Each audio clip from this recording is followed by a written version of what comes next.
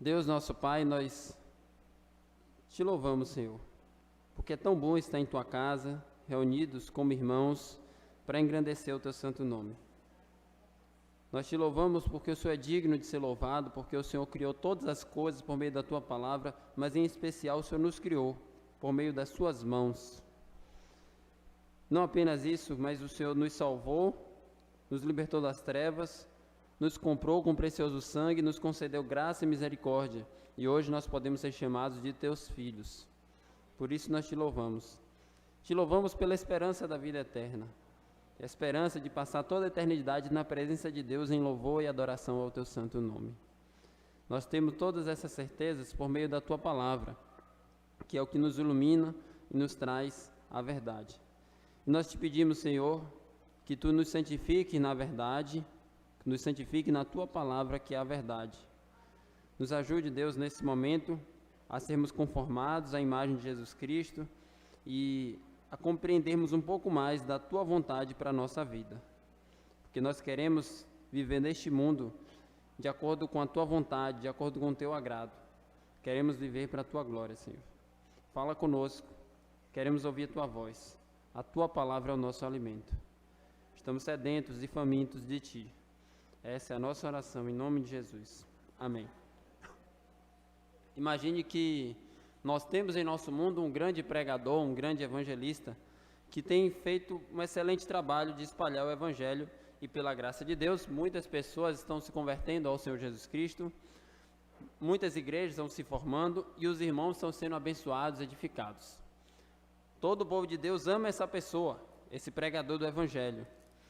Só que, de repente, em fazer essa missão de pregar o evangelho, esse irmão simplesmente se depara impossibilitado de continuar pregando o evangelho. Por quê? Porque esse irmão poderia ter qualquer tipo de impedimento, como uma prisão, a morte, uma doença ou coisas desse tipo. E qual seria então a reação do povo de Deus, ou como as circunstâncias reagiriam a partir daí? Será que o evangelho pararia de progredir? Será que os irmãos iriam esfriar na fé e simplesmente abandonar o corpo de Cristo, ou até mesmo a igreja, ou até mesmo abandonar a comunhão dos cristãos? O que o povo de Deus deveria fazer diante dessa situação? Desanimar na fé, porque aquele homem que era fiel ao Senhor não está mais possibilitado de continuar pregando o evangelho? Será que o evangelho pararia de ser propagado e as pessoas não iriam mais ouvir essa mensagem? O que aconteceria? Ou, reformulando a pergunta, o que aconteceu? Porque isso existiu. Essa história é baseada em fatos reais. Está lá em Filipenses, capítulo 1, verso 12 ao 18. O apóstolo Paulo está preso por pregar o evangelho. O grande pregador do evangelho daquela época, e talvez podemos pensar de toda a história, o maior pregador do evangelho estava preso. E ele estava preso por pregar o evangelho, por cumprir o seu chamado, por cumprir a sua missão. Como então as pessoas reagiram a essa situação e como então, principalmente, isso refletiu na propagação do evangelho? Será que a partir da prisão do apóstolo Paulo o evangelho parou? Será que a partir dali as igrejas não continuaram fazendo o trabalho? Ou até mesmo os irmãos esfriaram e se desviaram porque não tinha mais o apóstolo Paulo para fazer aquele trabalho? Nós vamos ler isso em Filipenses 1, verso 12 ao 18.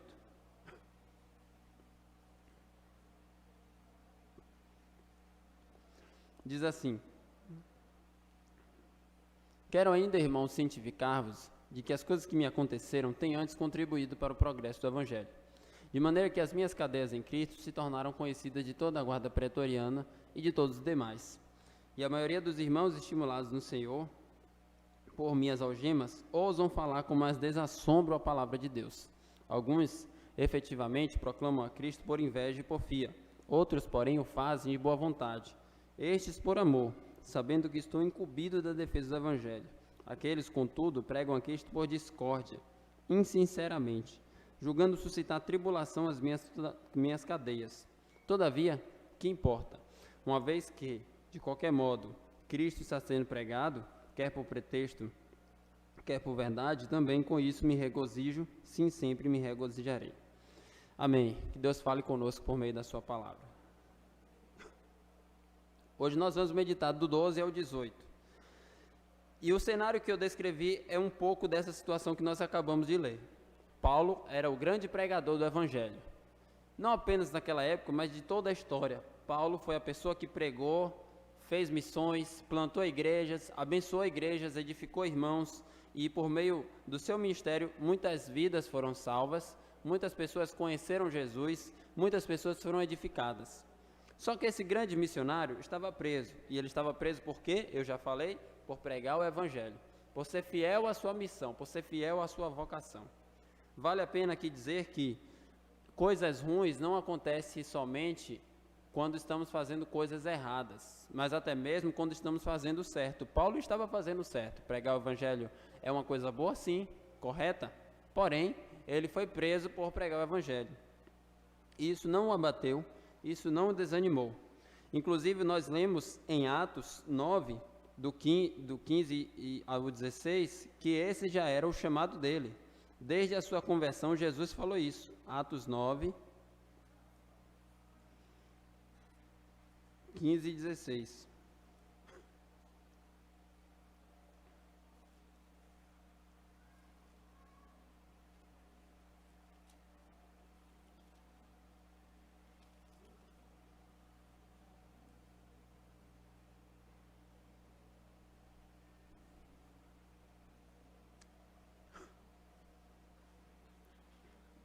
Diz assim: mas o Senhor lhe disse: vai, porque este é para mim um instrumento escolhido para levar o meu nome perante os gentios e reis, bem como perante os filhos de Israel. Qual é a missão de Paulo segundo as palavras de Jesus? Levar o nome de Jesus para as pessoas, para os gentios e para Israel. E Jesus diz: esse é para mim um instrumento escolhido. Essa é a missão da sua vida. No versículo 16, ele complementa que no desenvolvimento dessa missão, Paulo passaria por situações difíceis, pois eu lhe mostrarei o quanto lhe importa sofrer pelo meu nome. Esse texto é bem interessante, paradoxal, porque Paulo estava fazendo os cristãos sofrerem pelo nome de Jesus. Paulo estava perseguindo os cristãos. E aí Jesus disse: eu escolhi ele para levar o meu nome. E ele vai ver o quanto ele vai sofrer pelo meu nome. Aquele que fazia os cristãos sofrerem, agora ele vai sofrer pelo meu nome. E isso é uma graça. Paulo diz isso em Filipenses, capítulo 1. No final do capítulo, quando ele diz: porque vos foi concedida a graça de padecerdes por Cristo, não somente credes nele, versículo 29. Então, sofrer por Jesus, Paulo entende que é graça. Não sei se você já parou para pensar nessa perspectiva. Se você estiver sofrendo pelo Evangelho, por fidelidade a Deus, isso é uma honra, isso é uma graça. Significa que nós não merecemos tal dignidade de sofrer por Jesus, mas Deus nos concede a graça de sofrer pelo amor do nome dele.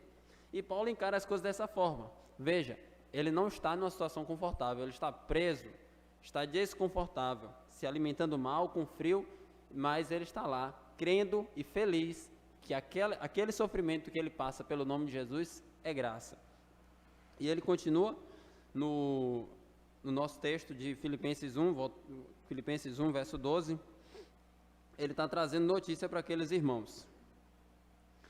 Filipenses 1, 12. Quero ainda, irmãos, cientificar-vos que as coisas que me aconteceram têm antes contribuído para o progresso do Evangelho. Quais coisas que aconteceram? Como eu falei, ele estava preso por pregar o Evangelho. E por que pregar o Evangelho naquele contexto levou à prisão de Paulo? Porque Paulo pregava em um texto muito diverso, relativista e plural, que há só um único Deus. Todos os outros são falsos. Enquanto a sociedade dizia todos os deuses podem ser adorados, Paulo pregava a mensagem do Evangelho dizendo: todos os deuses são falsos, só há um único Deus, Deus Pai, Filho e Espírito Santo. Isso ofendia a todos, inclusive o próprio Império Romano, que colocava o imperador como uma divindade. Paulo foi preso por dizer que todo homem é um ofensor diante de Deus, é um criminoso, é um pecador que merece a justa condenação. Paulo está dizendo: todos pecaram, Romanos capítulo 3, estão separados da glória de Deus. Não há um justo, nenhum sequer, não há quem entenda, não há quem busque a Deus. Essa mensagem é ofensiva, e é mesmo, é a mensagem do Evangelho. E as pessoas não gostaram dessa mensagem. Paulo está preso porque ele pregou que há só um mediador entre Deus e os homens, e é Cristo Jesus homem. E o único meio de se obter essa salvação é por meio de Jesus Cristo, por meio do sangue que Jesus derramou naquela cruz. Ele está dizendo, todos os seus esforços e méritos não importam para se obter salvação. Na verdade, não te ajudam. O único meio de você ser salvo é confiando em Jesus e na sua cruz. Ele estava preso por dizer que os homens podem obter vida eterna em um relacionamento de amor com Deus por meio da fé em Jesus, por dizer que Jesus ressuscitou e se nós crermos nele, nós iremos ressuscitar um dia também. Ele foi preso por pregar a mensagem que as pessoas não queriam ouvir, mas era a mensagem que as pessoas precisavam ouvir. Então, com isso nós já entendemos que muitas vezes o Evangelho é algo que incomoda, mas nós não devemos deixar de pregar. Você acha que todo mundo gosta de ouvir que a pessoa está vivendo toda a sua vida desagradando a Deus e precisa se arrepender e abandonar os seus pecados? As pessoas não gostam. As pessoas não gostam, mas é a nossa mensagem, nós não devemos abandonar, e Paulo levou isso até as últimas consequências, a ponto de estar preso por essa mensagem. Se custar mesmo a nossa liberdade ou a nossa vida, que assim seja, nós vamos pregar o Evangelho. E é assim que nós devemos fazer. E essa foi a informação que foi propagada, que o maior pregador do Evangelho estava preso. E talvez muitos pensassem que o Evangelho iria parar de progredir, que de agora em diante, imagine o testemunho, se você pega o maior pregador do Evangelho e coloca ele preso, as pessoas pensavam, não, os cristãos vão se intimidar e não vão mais pregar essa mensagem. Os cristãos não vão mais querer pregar essa mensagem, inclusive Paulo não vai poder mais pregar essa mensagem porque ele está preso. Só que aconteceu exatamente o contrário. Enquanto as pessoas poderiam se frustrar, se desanimar, se abater e até mesmo pensar em não mais progredir na fé, Deus usou o inverso. Pense, por exemplo, o que é que aconteceu aqui? Ele diz, quero ainda, irmãos, cientificar-vos que as coisas que me aconteceram têm antes, contraste, contribuído para o progresso do Evangelho. Paulo estava preso, e essa sua prisão contribuiu para a expansão do Evangelho. Paulo pensava na sua vida para além de si. Ele não apenas pensava, eu estou preso, coitadinho de mim. Ele pensava, o que importa é que o Evangelho está se expandindo. E ele diz, de maneira que as minhas cadeias em Cristo se tornaram conhecidas de toda a guarda pretoriana, e de todos os demais. Essa expressão é bem interessante, porque quando Paulo está preso numa cela, existiam soldados tomando conta dele, e esses soldados faziam revezamento, e essa expressão guarda pretoriana diz respeito à guarda do Império Romano. Então, imagine que esses soldados estavam ali conversando com Paulo, um diálogo. Por que você está preso? Eu estou preso por pregar uma mensagem. Mas que mensagem é essa que te levou a estar aqui preso? Bom, a mensagem é que Deus criou o homem bom, mas o homem se corrompeu.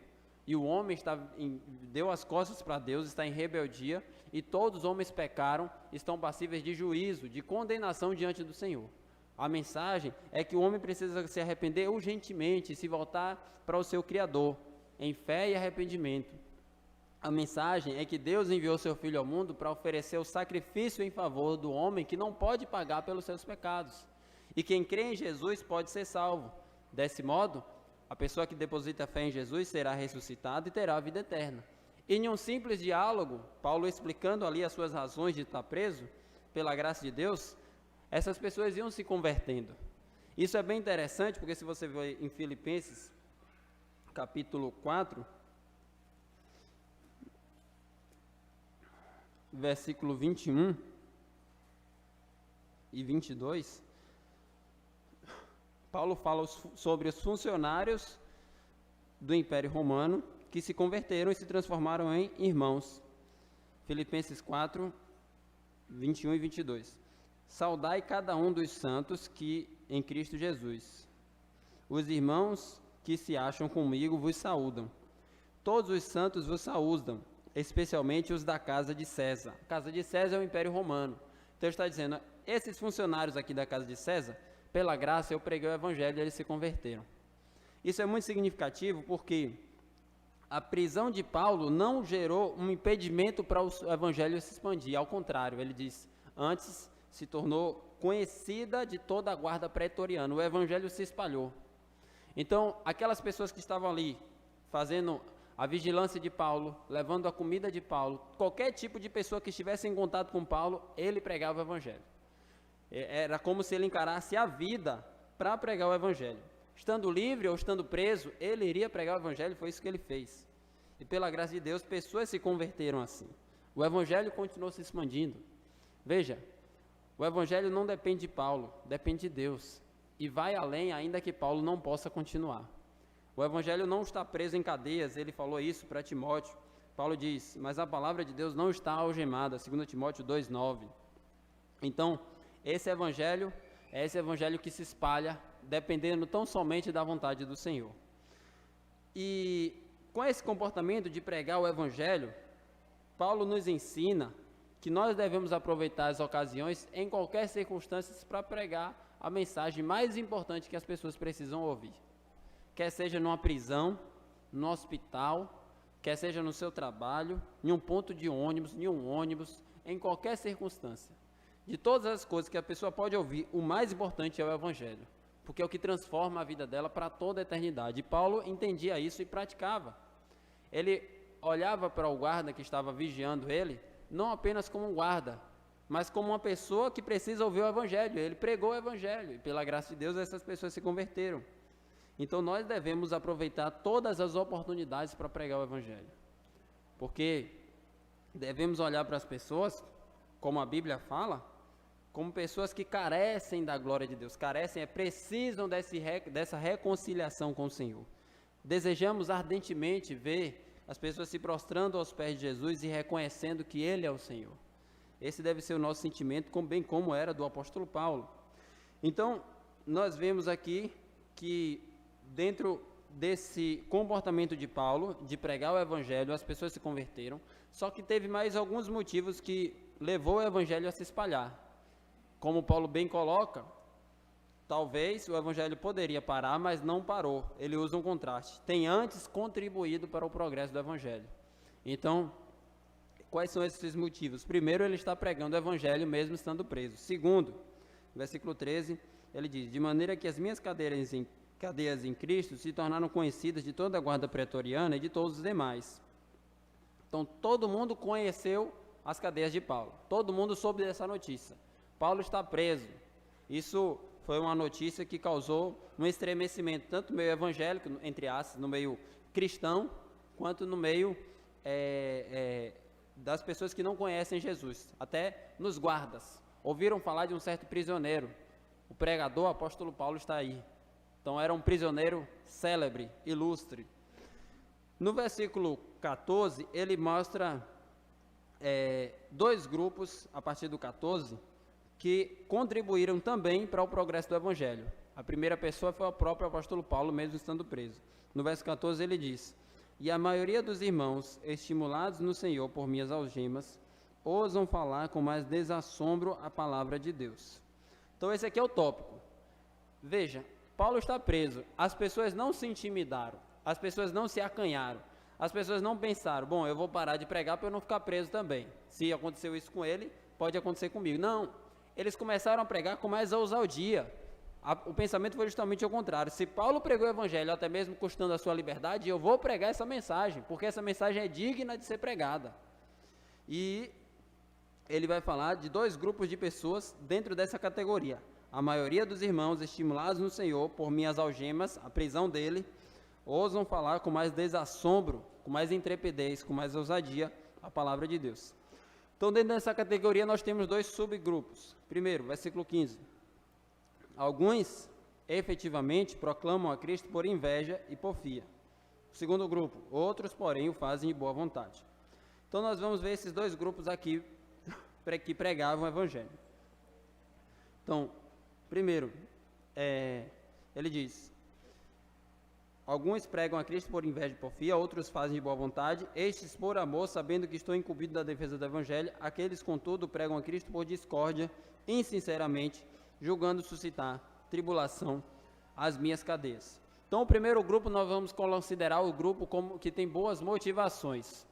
Esse grupo pregava a Cristo de boa vontade, por amor, sabendo que Paulo estava chamado, comissionado para pregar o Evangelho. E eles confiaram que o Evangelho era uma mensagem digna de ser pregada e se empenharam nessa pregação, nessa mensagem. Paulo serviu de exemplo para essas pessoas, mesmo através do seu sofrimento.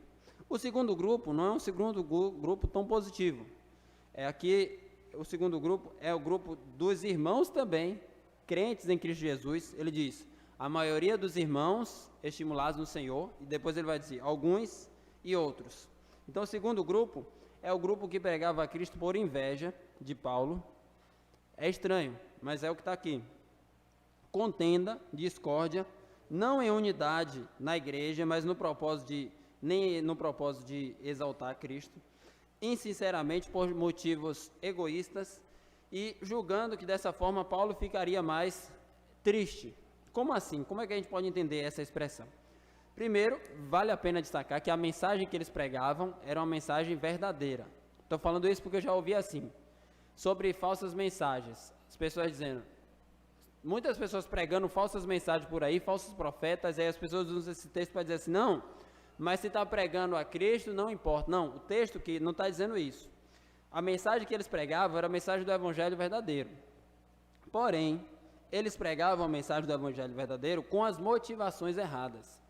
Então, ele diz, esses irmãos pregam a Cristo por inveja de Paulo, por disputa. É como se observassem, Paulo está pregando, eu quero pregar também. Eram irmãos, eram pessoas salvas, mas tinham motivações erradas. Eles tinham discórdia, eles queriam aumentar a tristeza de Paulo. Como aumentar a tristeza de Paulo? Pensando assim, Paulo vai estar lá preso e ele vai ficar triste, porque eu estou aqui livre pregando o Evangelho e ele está preso. Mas Paulo diz, olha, quanto a mim, que importa, se Cristo está sendo pregado, quer por pretexto, quer por verdade, também com isso eu me alegro, sim, sempre me alegrarei. Então, esse segundo grupo, eles estavam fazendo o correto, pregando o Evangelho da verdade, o Evangelho verdadeiro, o Evangelho de Jesus Cristo. E o Evangelho está se espalhando. Paulo diz o progresso do Evangelho. Só que eles estavam fazendo a coisa correta com a motivação errada. E a gente percebe aqui claramente que eles não deveriam fazer a coisa correta com a motivação errada. Paulo não está aprovando a motivação, ele está dizendo que a atitude está correta, entretanto, a motivação está errada. E ele, de forma fantástica, ele não se ofende. Ele não se ofende porque as pessoas querem contender com ele, invejá-lo, disputar, porque as pessoas querem acrescentar sofrimentos a ele. Não, ele fica feliz. Ele fala, olha, as pessoas querem até trazer ofensas pessoais contra mim, mas se o nome de Jesus está sendo pregado, sim, eu me alegro, independente da minha situação, se eu estou preso, se eu estou livre, o que eu me importa é com o Evangelho sendo pregado. A minha situação é apenas um meio para Deus espalhar o seu nome aqui na terra. E essa é a mentalidade de Paulo, que nós lemos aqui nessa notificação de Filipenses 1, do 12 ao 18. Lembra que a gente tem que considerar o propósito da carta dentro desse contexto. Paulo está dando notícias sobre sua situação e também explicando aos irmãos como a sua situação contribuiu para o progresso do Evangelho. A partir desse texto que nós acabamos de ler, concluindo aqui no verso 18, nós vamos extrair algumas aplicações. Quando ele diz, todavia, que importa? Uma vez que Cristo, de qualquer modo, está sendo pregado, quer por pretexto, quer por verdade, também com isso me regozijo, sim, sempre me regozijarei. Então, nós vamos extrair algumas aplicações de Filipenses 1, do 12 ao 18.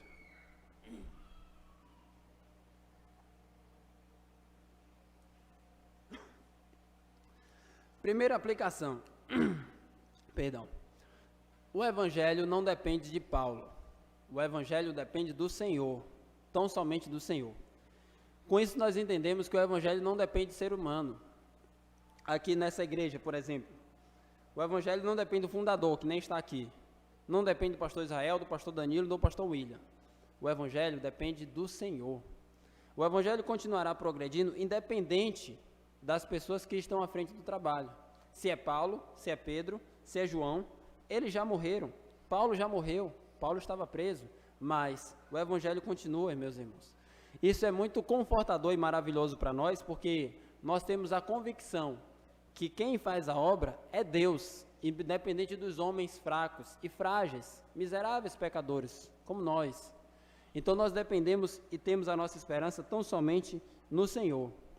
Nós sabemos que Deus dará continuidade à sua obra, independente de Paulo, independente de Pedro, independente de Timóteo.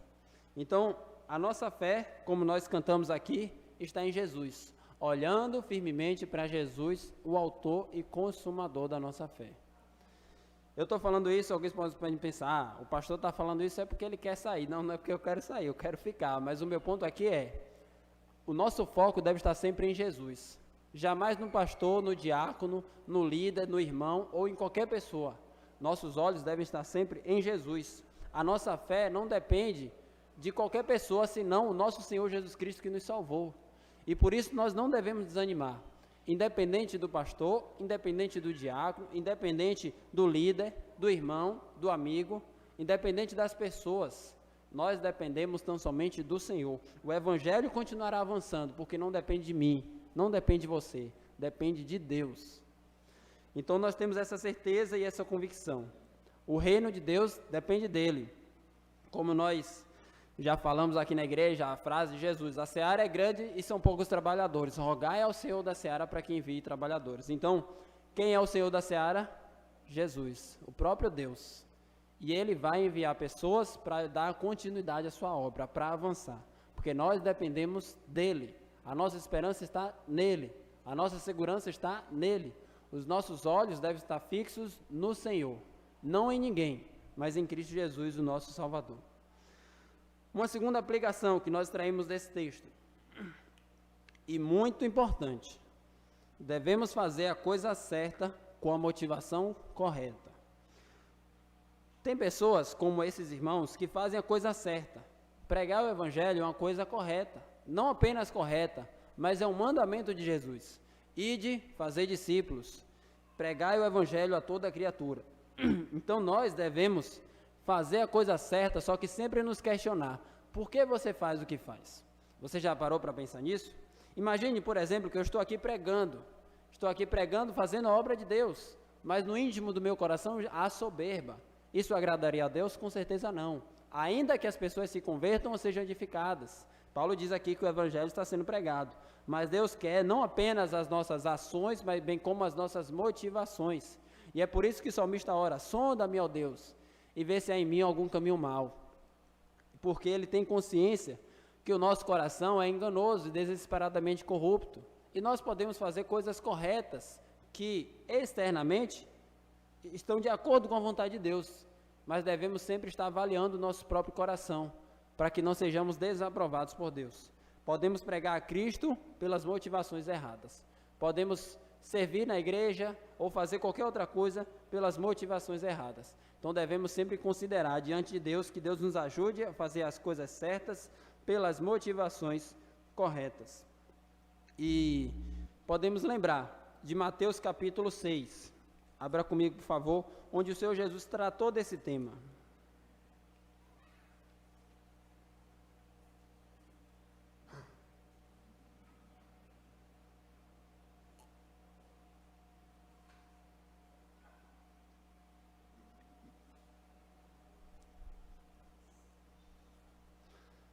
Mateus capítulo 6, versículo 1 em diante. Guardai-vos de exercer a vossa justiça diante dos homens, com o fim de ser vistos por eles. De outra sorte, não tereis galardão junto de vosso Pai Celeste. Jesus está dizendo, vocês podem fazer coisas corretas, mas se vocês fizerem para se exibir para os homens, vocês não vão ser aprovados por Deus. E ele diz, versículo 2. Quando, pois, deres esmola, não toques trombetas diante de ti, como fazem os hipócritas nas sinagogas e nas ruas, para serem glorificados pelos homens. Em verdade, vos digo que eles já receberam a recompensa. Então, imagine pessoas que, Jesus diz aqui, hipócrita, é aquela pessoa que vive de aparência, como um ator que encena uma coisa que não é. E essa pessoa dá esmola. Dar esmola é uma coisa boa? Sim, com certeza. Mas faz para ser visto pelos outros. E ele continua, ele traz 3 elementos. Vamos continuar o texto. Tu, porém, ao dares esmolas, ignore a tua mão esquerda o que faz a direita, para que a tua esmola fique em secreto, e teu pai que vem em secreto te recompensará. Ou seja, quando você fizer algo, busque, se possível, que só Deus saiba. Não precisa você falar para as outras pessoas, não precisa você expor para as outras pessoas. Sonde o seu coração para que você perceba se o seu coração não deseja o aplauso. Irmãos, isso é uma tentação real de todos nós. Eu não estou aqui falando apenas vocês, mas a mim também. Podemos fazer as coisas certas com as motivações corretas, e Jesus falou sobre isso, e Paulo também. Ele traz agora a questão da oração. E quando orardes, não sereis como os hipócritas, porque gostam de orar em pé nas sinagogas e nos cantos das praças, para serem vistos dos homens. Em verdade vos digo que eles já receberam a recompensa. Tristemente, o que eles queriam, eles obtiveram. O que é que eles querem? Serem aplaudidos pelos homens. Pronto, seu pagamento será esse e tão somente esse. Mas Jesus continua dizendo, a recompensa do Pai, que é o principal, eles não terão. Tu, porém, quando orares, entra no teu quarto e fecha a porta, orarás a teu Pai que está em secreto, e teu Pai que vem em secreto te recompensará. E orando, não useis de vãs repetições, como os gentios, porque presumem que pelo seu muito falar serão ouvidos. Não vos assemelheis, pois, a eles, porque o vosso Pai sabe o que tendes de necessidade antes que lhe peçais. E aí nós vamos para o versículo 16, onde o Senhor Jesus fala sobre o terceiro elemento. Ele falou sobre esmola, falou sobre oração e fala agora sobre jejum. Quando jejuardes, não vos mostreis contristados como os hipócritas, porque desfiguram o rosto com o fim de parecer aos homens que jejuam. Em verdade vos digo que eles já receberam a recompensa.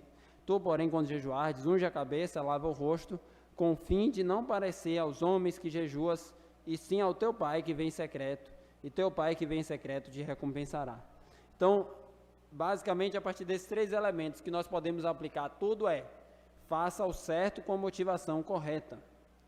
Paulo estava pregando o Evangelho com a motivação correta, mas outras pessoas estavam pregando o Evangelho com a motivação errada, com a motivação de exaltar a si mesmo, de disputa, de contenda.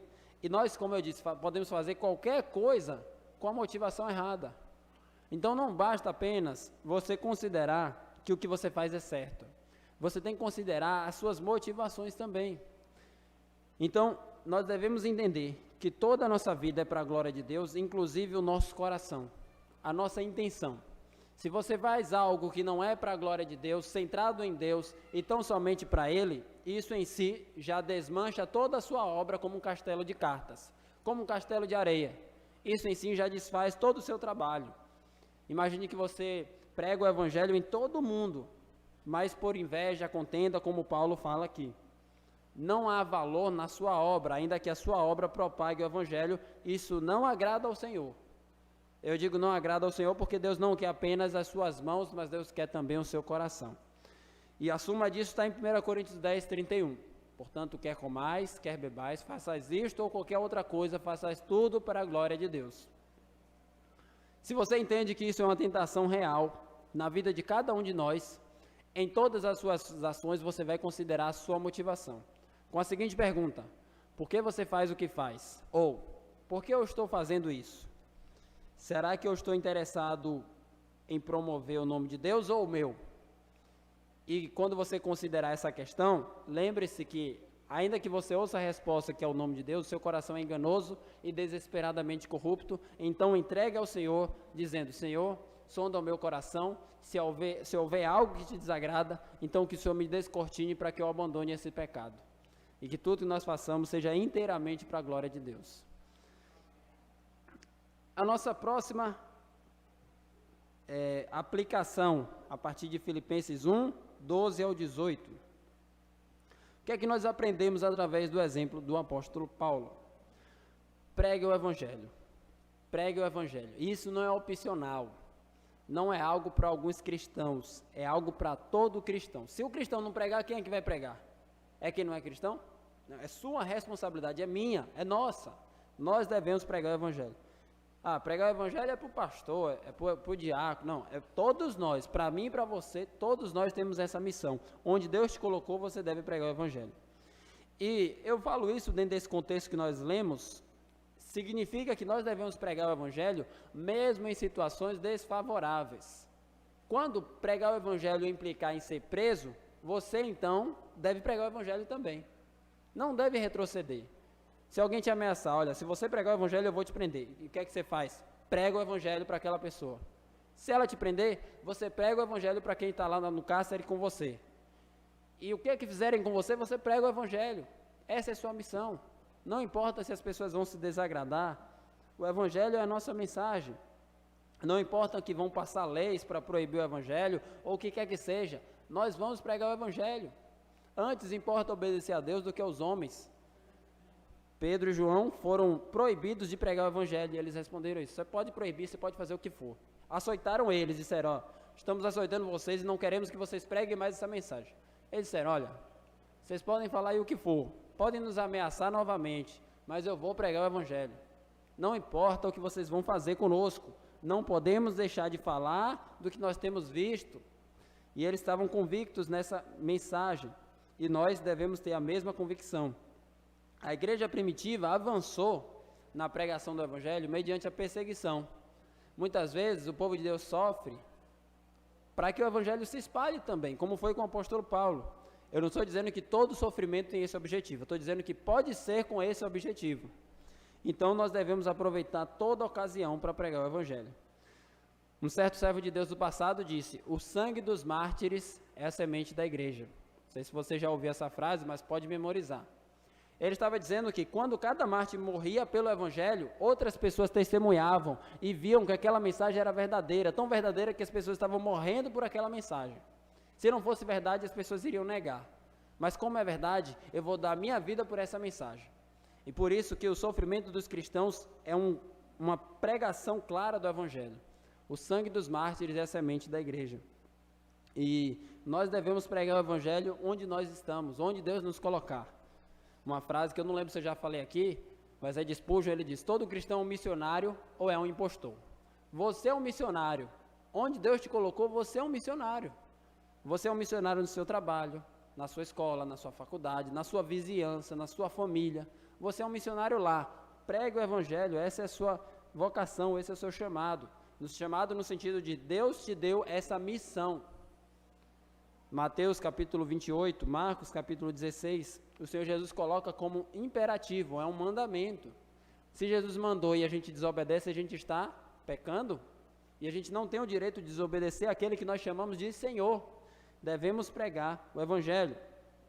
Outro servo de Deus também disse: Deus tinha um único filho e fez dele um missionário. Pregar o Evangelho é pregar essa mensagem, que Jesus veio ao mundo para salvar os pecadores, dos quais eu sou o principal, diz o apóstolo Paulo.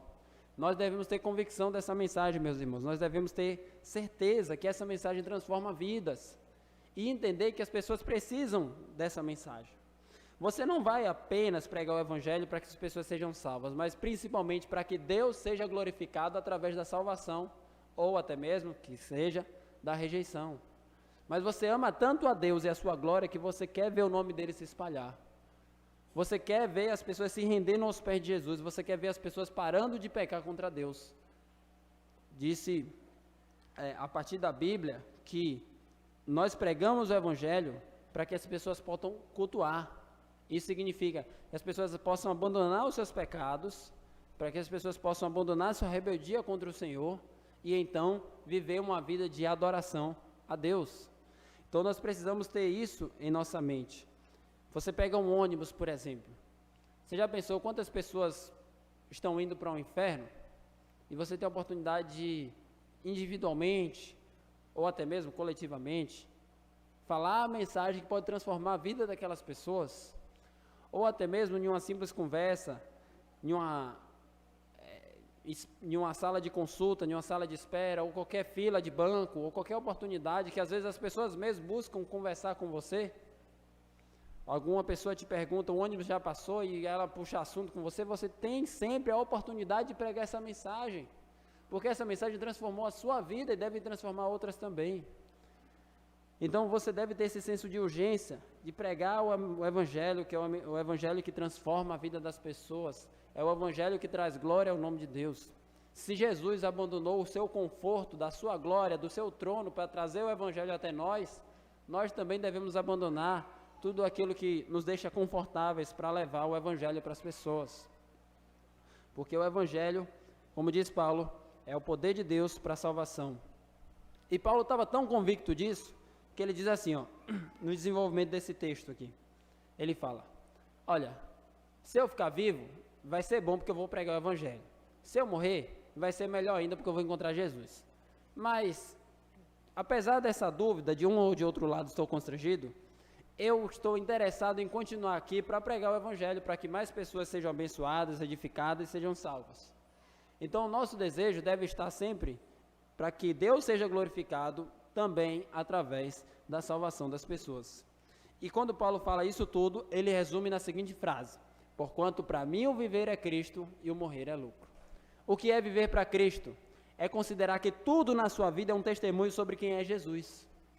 E o que é encarar a morte como lucro, ganho, como uma certeza de que você vai estar melhor, é você entender que quando você morrer, você vai estar com Jesus, e isso é melhor do que qualquer coisa que você tem hoje. Então, Paulo tinha essa convicção e nos dá esse testemunho.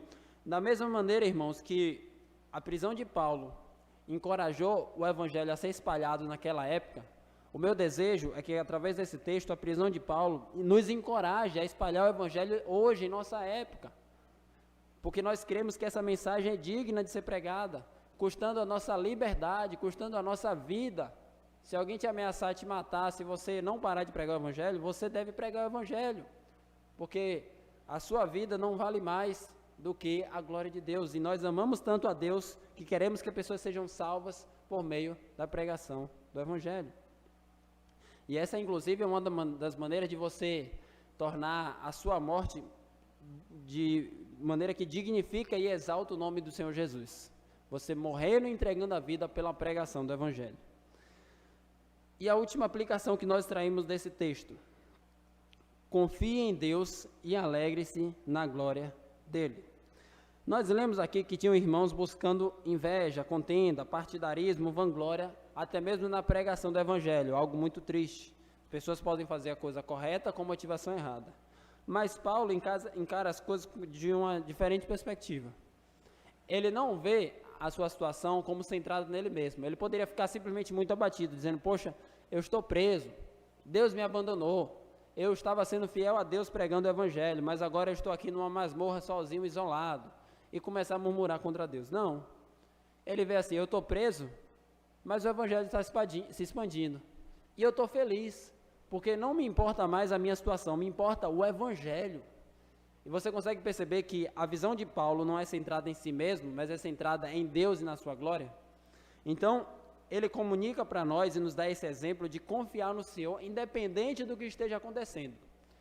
Você está sofrendo, não é porque você está pecando, não necessariamente, mas você está sofrendo é porque de alguma forma Deus permitiu e você deve confiar nele. Ele é o autor da sua história.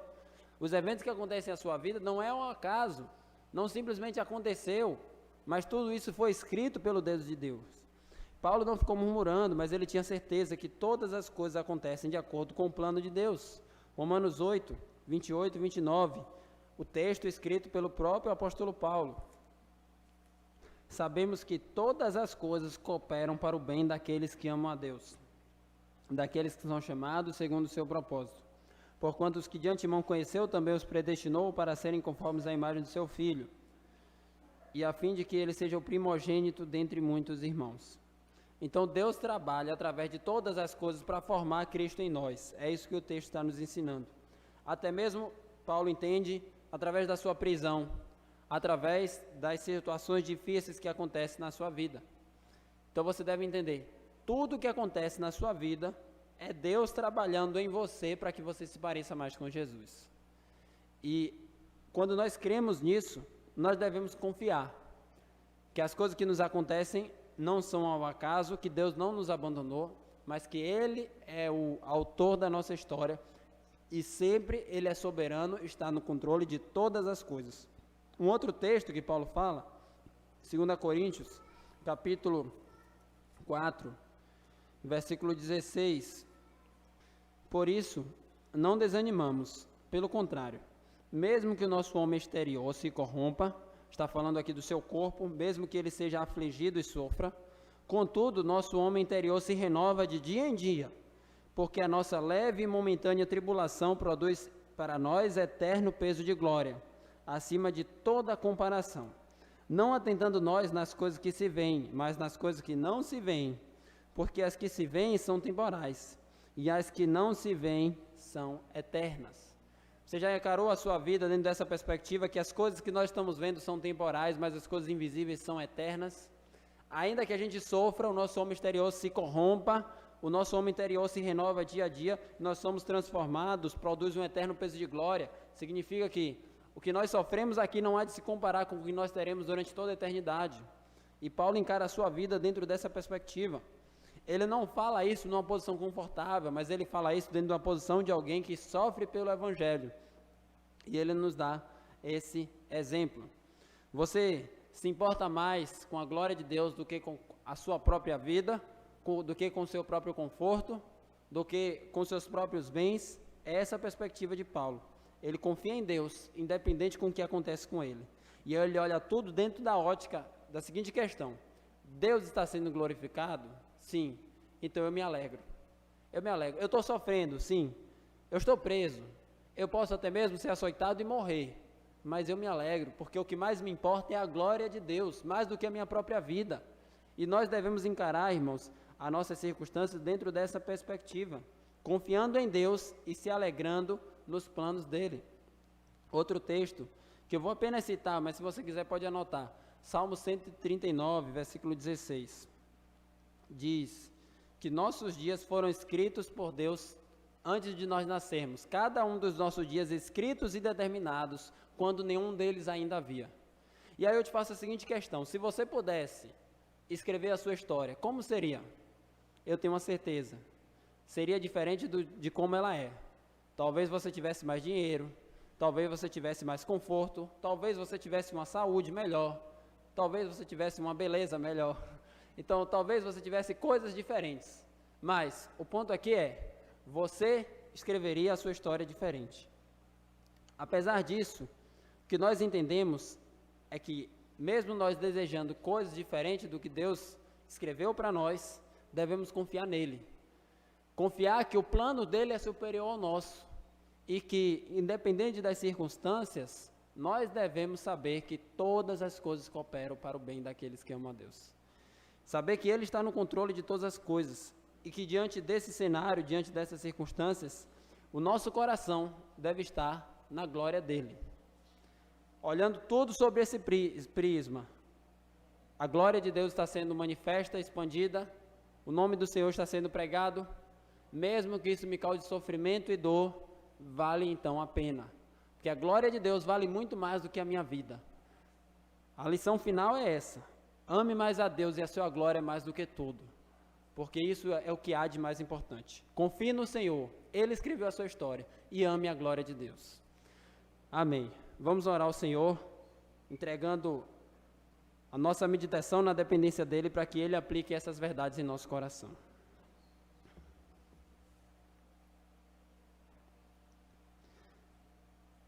Senhor, estamos diante da Tua palavra, onde nos deparamos com as nossas falhas.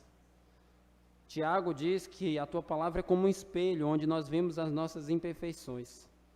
Te pedimos que o Senhor trate o nosso coração, nos ajude em nossas fraquezas, nos ajude em nossas debilidades. Nos perdoe, Senhor, pelas muitas vezes que fizemos as coisas certas pelas motivações erradas.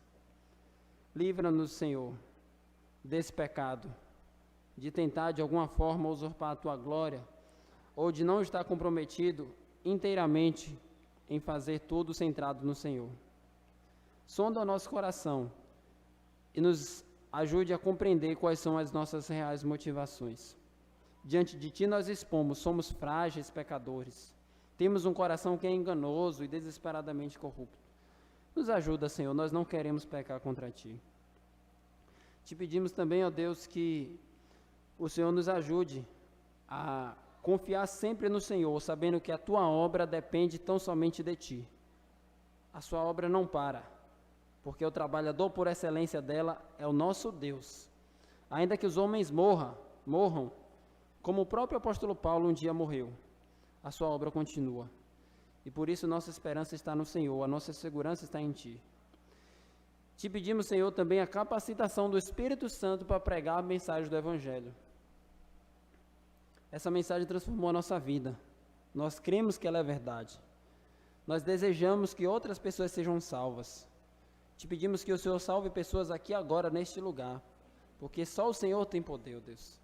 Por favor, faça isso, por amor ao Teu próprio nome, por amor à Tua glória. Que o Senhor nos use, ó Deus, para que as pessoas se convertam aos Seus pés e rendam glórias a Ti. Que o Senhor nos ajude, nos incomode a pregar o Evangelho, sempre que o Senhor nos conceder a oportunidade, em todos os locais que o Senhor nos colocar.